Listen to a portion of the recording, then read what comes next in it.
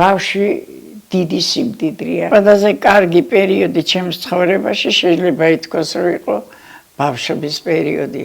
ყველა იყო სიკეთით სავსე. ერთმანეთთან გაგება, ჩხუბიც, სიყვარულიც, თამაშიც, ყველაფერია.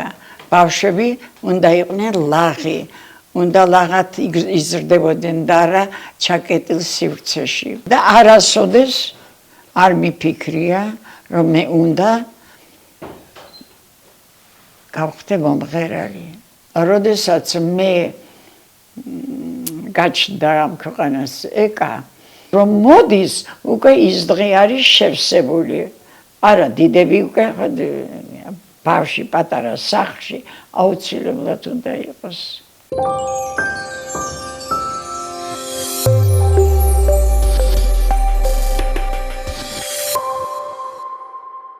მოგესალმებით, დღევანდელი ჩვენი სტუმარია განსაკუთრებული ადამიანი, რომელიც ყველა თაობას განსაკუთრებულად უყვარს და ძალიან დიდი პატივია ჩვენთვის, ჩვენი პოდკასტისთვის ქალბატონი ნანი ბრეგვაძის სტუმრობა ჩვენს ეთერში და დღეს ვისაუბრებთ რა თქმა უნდა კვლავ ბავშვობაზე, ბავშვებზე და იმ სირთულეებსა თუ გამოწვევებზე, რომლებიც შეიძლება იყოს ძალიან საინტერესო ჩვენი მსმენელისთვის.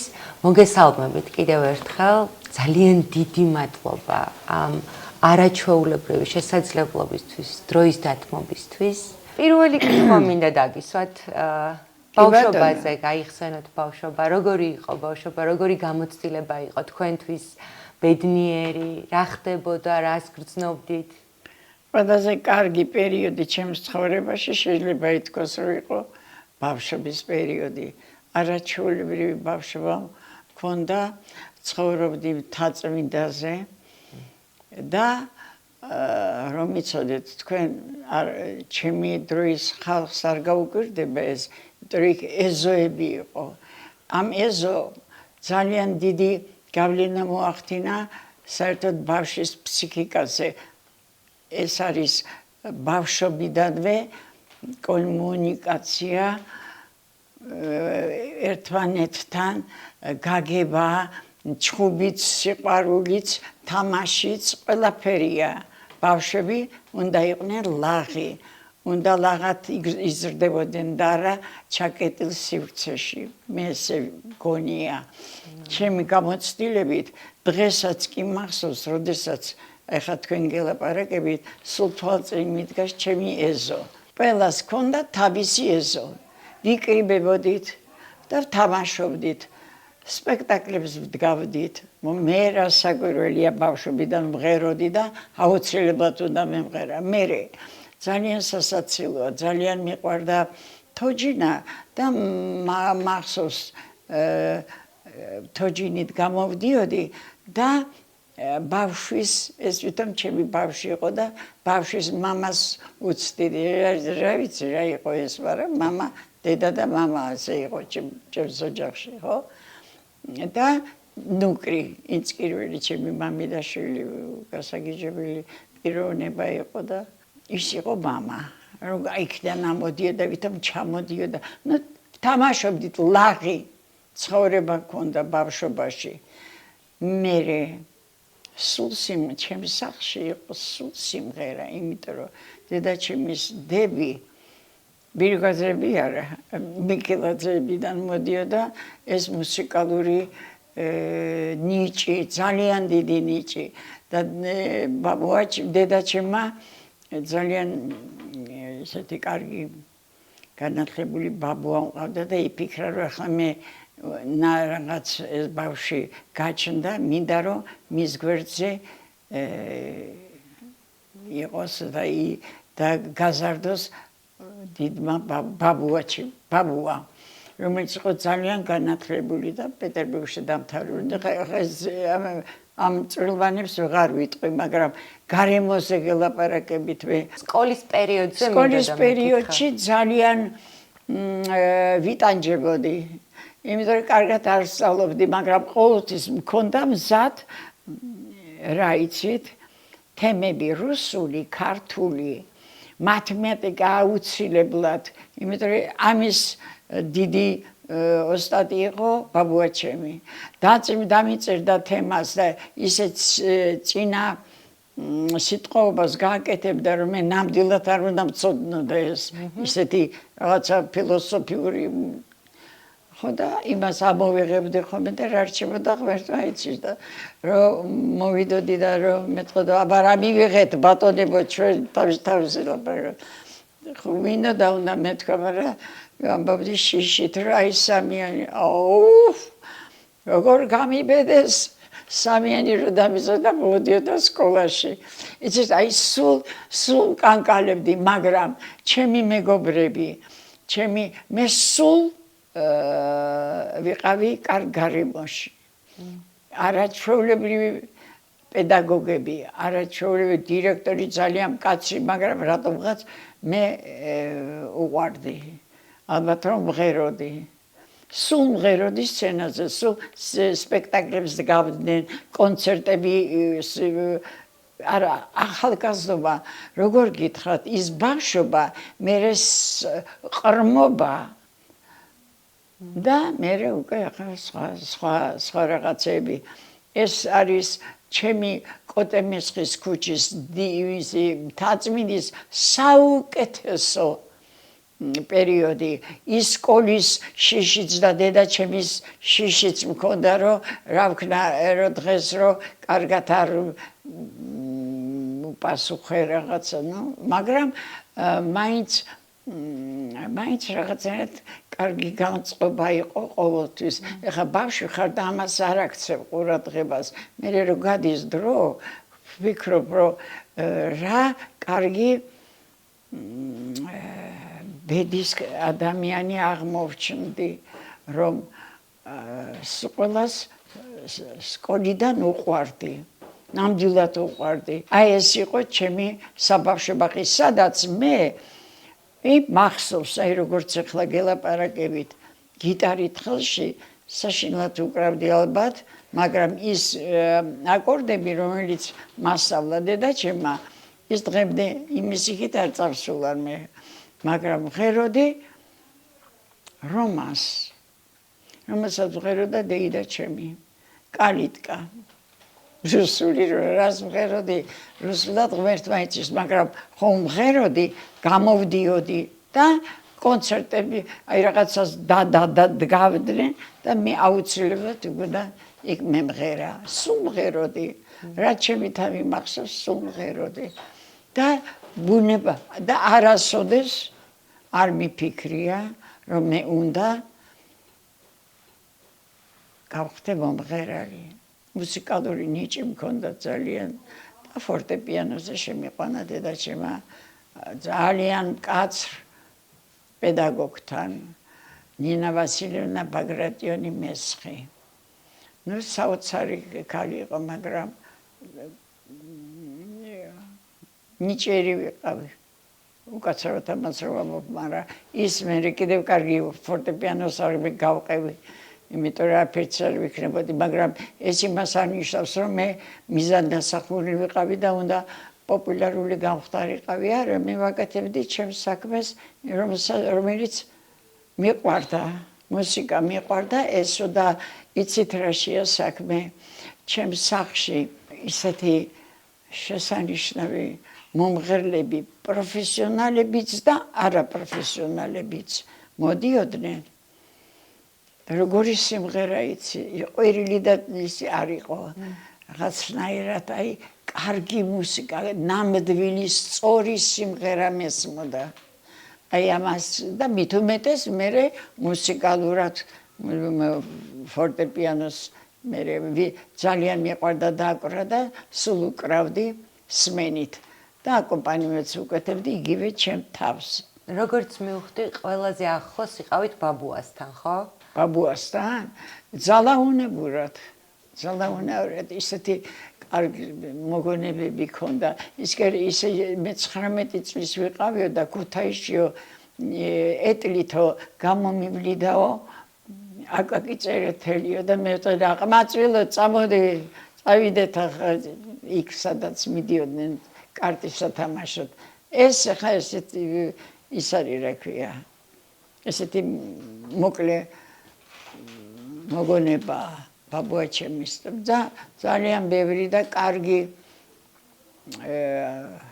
საინტერესო ადამიანი იყო და საღამოთი ის ჩვენი ოთახი იმაზე ბინა იყო ძალიან დიდი ერთი ოთახი იყო 60 კვადრატული მეტრი ამიტომ რომ ყველა იკრიბებოდნენ ჩვენთან და ბაბუა ჩემი მაგიდის თავში იჯდა დეიდა ჩემები ჩემი დეიდაშვილები ბიძაშვილები ძალიან ბევრი ვიყავი და ყველა იყო სიკეთით სავსე მე არ მახსოვს მაღალი სიტყვა და ჩხუბი ჩემს ოჯახში სულ იუმორით სავსე ძალიან იუმორით დაჯილდოებული იყვნენ ბაბუა ჩემი და დედა ჩემიც ხოთა შორის ისეთ რაღაცას იტყოდა რომ და დეიდა ჩემები და სიმღერა დედობის პერიოდი როგორი იყო შემდეგი დედების პერიოდი მე ძალიან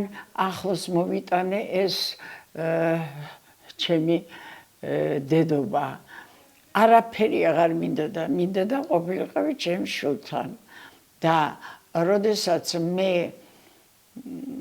გაჩნდა ამ ქვეყანას ეკა მე მახსოვს ეს ამას ყოველთვის ვამბობ როგორ მახსოვს ტროლებუსში ვიჯექი არა ვიდექი პირიქით და აი ჩემი შინიდან ვყვიროდი თქვენ არ იცით რომ მე ვარ დედა მე შვილი მყავს ისეთი შეშლილი ვიყავი ძალიან არაფერი არ მინდოდა სხვათა შორის ბავშვობიდანვე კი არა აი ახალგაზრდობიდანვე მე სახლიდან გასვლა არ მიყვარდა და მით უმეტეს ნატალიაზე ასე ვიყავი ყველა ბავშვზე მე ძალიან არა ვარ ის განებივრებული და არც განებივრებული და დედა ჩემი რომ მივიდიოდი გასტროლებზე რომ ჩამოვიდოდი აბა ახლა შენ ბავშვებს მოხედე დედა ჩემი სახლის საქმეებს აკეთებდა მე ბავშვებთან ვიყავი მაგრამ მეცადინეობა მაინც დედა ჩემი ძალიან იჭირი იყო და მათემატიკა ეხებოდა და ბავშვებს ამეცადინებდა იმიტომ რომ მე მაინც რომ ჩამოვდიოდი ბავშვები დამყავდა ისა რა ქვია ვიყავი ვთამაშობდი ვღეროდი როგორც არის ოჯახში მაგრამ არ მანებივრებდა დედა ჩემი რომ შენ არაფერი აღარ გააკეთო ყველაფერს ვაკეთებდი ისე როგორც ოჯახის მონაწილე მიყვარდა სახლის დალაგება სხვათა შორის ჩურჩლის დარაცხაც მიყვარდა და დღესაც ამას ვაკეთებ დიდი სიამოვნებით და ბავშვებთან თამაში და აუცილებლად როილთან ვიჯექი და მღეროდი სულ კაცრი იყავით შვილებთან არა ხო მე მკაცრი საერთოდ არა ვარ სიმკაცრე არა იცით რა დედა ჩემი იყო ძალიან მკაცრი თუ ამას სიმკაცრე ქვია რომ უნდა ნორმალურად მოქცეულიყავი სწორად და მე თქვა რაღაცა გამეკეთებინა რაც ცხოვრებაში არის ნორმალური ის უნდა მე შემესრულებინა და აი ამის იმითი სულ ესე ვიყავი რომ არ შემიშალოს და დედაჩემს საყვედური არ მითხრა საერთოდ ძალიან ეს ბავშვობიდანვე იცოდეთო თუ რაღაცა არ მოგწონთ ბავშვობაში ან გეშინიათ ან რაღაცა ის დიდხანს მოგყვება მე ისე არ მინდოდა რომ დედაჩემს ჩემთვის რამე ცუდი ეთქვა და შენიშვნა ეთქვა რომ დღემდე არ ვაკეთებ იმას რომ არ ვიმსახურებ არ მიყვარს როდესაც შენიშვნას არა კარგ შენიშვნას ვიღებ მაგრამ ვიღაცას არ მეშინია არ მოვიქცე ისე რომ ვაწყენინო სხვას აი ეს ყოველთვის მაგ და ისე განვიცდი და მზად ვარ რომ მე რომ ხვდები რომ ვარ დამნაშავე ბოდიშ მოვიხდი ნამდვილად არაფერი ამაში დასაწუნი არ არის და ნამდვილად არ დამცირდები ამით არავითარ შემთხვევაში ამიტომ მირჩევნია ანახმა არ გავცე ან არ ვიყო მონაწილე ამ რაღაცა საშინელების ან და თუ ესე მოხდება და მე არა ვარ მართალი ბოდიშს მოვხდი არ ვიცი და ჩემ ცხოვრებაში იცით რა მემართება ტყუილზე არ რო ტყუიან და გიყურებენ თვალებში და გელაპარაკებიან რა მემართება ხო არ იცით ეს იყო ბავშვობიდანვე საერთაშორის ვერ ვტყუოდი მეშინოდა ამისი ერთი რამდენჯერმე რო მოვიტყუე და იმ წუთშივე მოვიდა ეს ტყუილში და ისე განვიცადე რომ რა ძალა მადგია ან არ უნდა გავაკეთო ისეთი რაღაცა რომ მე ესე იდარდო მაგრამ ესე არ არის მოწყობილი ბევრი შეცდომებიც მქონია და ბევრი განცდებიც მქონია მაგრამ საბოლოოდ მაინც უნდა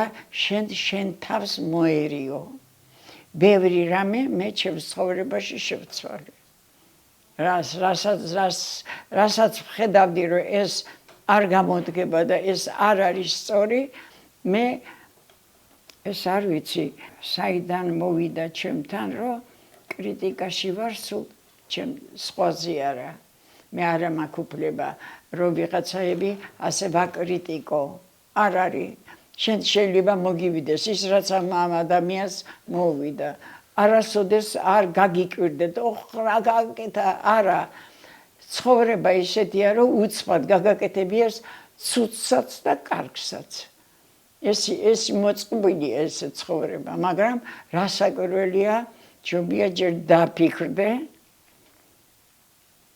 მე ასე ვაკეთებდი მქონია შეცდომები რასაკვირველია ის კი არა ვარ მე მაგრამ არ უნდა გაიმეორო მეორეჯერ ის შენ მაგალითი იყო შენთვის ის გამერთმა აი ესე მოგდა აი დაინახე რა მოვიდა შენი საქციელით ნახე რამდენი ადამიანი აწყენინე კი არა ნუ ცუდად წავიდა საქმე არა ესეთი რაღაცა არც გამივლია თავში და რო ამბობენ რომ შენ მტერსაც არ უნდა როგორ უნდა გეთე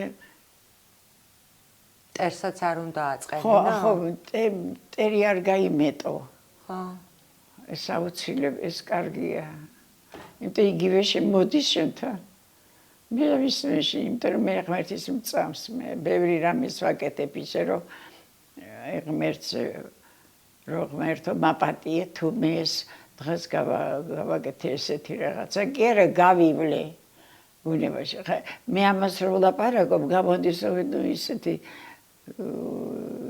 გადასარევი რაღაცა არა ყველა ცოცხალი ადამიანი იმისივეა რომ მოგდის შეცდომები მაგრამ თუ დაუკვირდები რასაკეთებ აღარ უნდა გაიმეორო არ არის ეს სწორი და სულ ისე ახლა რამდენი წლის ვარ ხო შიშით ვერ ვიტყვი ახლა ხმამაღლა იმიტომ მართლა მეშინი ესეთი ხელა ესეთი წლოვანება არც მეგონა რომ ამდენ ხანს თუ ვიცოცხლები მაგრამ ძალიან მიყვარს ცხოვრება ამ არეულობაში კარგიც დაინახე ხო კარგსაც ხედავ და ჩემი მშველელი რა არის იცი ჯერ ჩემი ბავშვები რომ მოდიან ყველა დიდები უკვე კაცები ეს ბავშვები შვილთაშვილები ეს ხო ძალიან დიდი სიმდიდრეა აი ეს არის სიმდიდრე რომ უყურებ შენ ბავშვებს ოღონდ იყვნენ ჯანმრთელები პირში და ძალიან ვთხოვ ღმერთს რომ კეთილშობილები და პატიოსნები იყვნენ. ამაზე უკეთესი და სინდისი, ამაზე უკეთესი თვისებები არ არსებობს. შენი სიმდიდრე და ღმერთი რასაც გაგძლევს, მაგალითად მე მაჩუკა ეს ხმა, რომელიც შეიძლება არ გამომეყენებინა, ეს ღმერთმა მე სწორი გზით მატარა. და ვამბობ კიდევაც რომ მე ვარ ძალიან მდიდარი ადამიანი, უმდიდრესი ადამიანი, რომ მე ღმერთმა მაჩუკა ეს ჩემი ხმა და მაჩუკა კი არ მეჩვენება, მე არასოდეს არაფერი არ მეჩვენება ჩემს მიმართ, როგორ არის განწყობილი, მაგრამ ნამდვილად სიყვარულს გრძნობ ხალხის. აი ეს არის ცხოვრება, აი ეს არის სიმდიდრე. რომ გადიხარ ქუჩაში, რომ აი თქვენ რომ მობრძანით ჩემზე და მე მალაპარაკებთ ისეთ ბავშვებზე რაღაც, ეს ხო დასაფასებელია და ძალიან ბედნიერი ადამიანი ვარ და ძალიან ბედნიერად ვიცხოვრე, თუმცა იმდენი მაგ გადატანილი ჩემი ახლობლების უბედურება, ჩემი მეგობრების წასვლა, თითქმის არც ერთი ორნი დავჭით სამი ჩემი უახლოესი მეგობრები ძალიან ბევრი მყავდა, არავინ აღარ მყავს და ძალიან ძნელია. მშობლებისთვის რა რჩევა გექნებოდათ? აი მშობლებისთვის, ახალგაზრდა მშობლებისთვის, რომლებსაც ახლა შეეძინათ შვილები. ძალიან ძნელია ამის თქმა, ახალგაზრდა რო ხარ, ახალგაზრდად გინდა იცხოვრო. შვილი გიყვარს, რასაკვირველია, ხარ მასთან, მაგრამ შენი გონება და ის მაინც გარეთ გადიხარ. სიცოცხლეა ეს მეგობრები, კეიფი, შეხვედრები, რაღაცები. ბავშვზე მიამბეთ. ვიცი რომ ძალიან ხშირად თამაშობთ და გეთამაშებათ მოდის და არ ვიცი, ძალიან სასაცილო კი არა, ძალიან კარგად აზროვნებს, თავისი წყლოვანებას უსწრებს, თავისი ტვინი. მე მანდა მეშინია მისანა რაღაცებს, ისეთ რაღაცებს 2 წელი ნახევრის იყო და რაღაცა ითამაშა და ვინც გააკეთა ის სათამაშო და რაღაცა დავეკდა. იცი რას გეტყვი? საიდან მოგივიდა ესეთი იდეა? აი ბავშვი იდეა 2 წლის ნახევრის ძალიან ბრტყელ სიტყვებს ლაპარაკობს, იმიტომ რომ ნატალია ელაპარაკება და ის ყველაფერს ის მაგალითად მანქანაში ზის და ნატალიას მიყავს და წინ ავტობუსი მიდის. გამარჯობა, როგორ ახარ? მე სანდრო, ასე ყვირის, ყველა გამყიდველი, ყველა იცნობს. აი ძალიან გახსნილია ბავშვი და როგორ უყურებს, გათვალიერებს. თუ მოეწონი, კი დაგელაპარაკება. თუ არ მოეწონები, საერთოდ იგნორირებას გიკეთებს, ხო? და მე კიდევ ვცდილობ, რომ ბავშვი რომ მოდის, მე არ დავხვდე მას მოუწესრიგებელი. იმიტომ რომ ყველაფერს ამჩნევს, რაღაცა მქონდა ჩამოკიდებული და რა კარგი რაღაცა გიკეთია. აი, ამებს აჩვენა. და კიდე ეს ყველა მიცის ეს გადაიღო ნატალიამ, არც არავინ არ მოველოდით ამას და იმითი რა ქვია ლიფტში ვიჩნდებოდი და რომ გამოვედით, მე ვთხარი ხელი მომკიდე. სანდრო მე ვთხარი და თავის თავს დაარქვა დადო. ხო და მომკიდა ხელი. იჩინანი რა გითხრა? შენ რო გაიზრდები, მე უკვე შენ უკვე მარტო გაივლიო.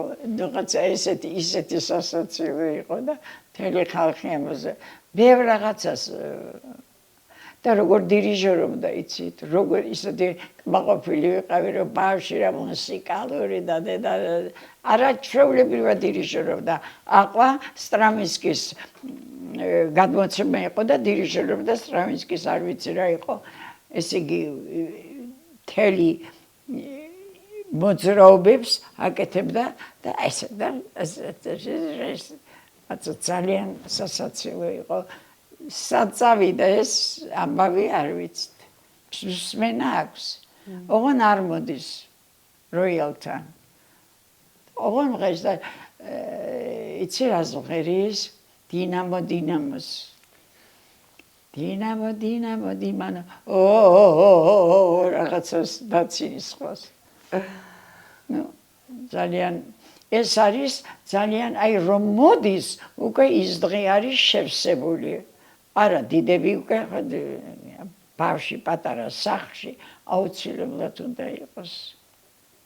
აუცილებლად ბავშვის ტოლსტოის ნათქვამია. მე ძალიან მაინტერესებდა მისი ცხოვრების სტილი ტოლსტოის და იქ ერთ-ერთ ჩანაწერში ქონდა რომ პატარა ბავშვი ტირილი არ უნდა შეწყდეს ოჯახშიო და იმდენად 25 შვილიშვილი ყავდა.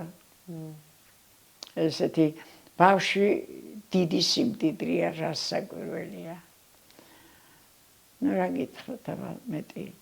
და ჩემი შვილები, ჩემი სიმდიდრე არის, ჩემი ხო იცი ეს ხარ შენი ის ციხესიმაგრეაო შენი ოჯახი აი ასია. კარგ ოჯახს რაჯობია. იმიტომ რომ ყველა მოგცილდება, მიდის დრო, ყველა მიდის და თავის საქმეს აკეთებს და მოხუცებულებაში რჩები მარტო და მარტო არ უნდა იყო. მარტო არ უნდა იყო შენი ისე უნდა წაიყვანო შენი ცხოვრება რომ შენ სირგმირ სულ ბავშვები გყავდეს შენ სირგმირ და ჩემი ცხოვრება ესეა ნამდვილად. ჩვენი დღევანდელი ეპიზოდის სტუმარი არაჩვეულებრივი განუმეორებელი ნანი ბრეგვაძეა. ძალიან დიდი მადლობა.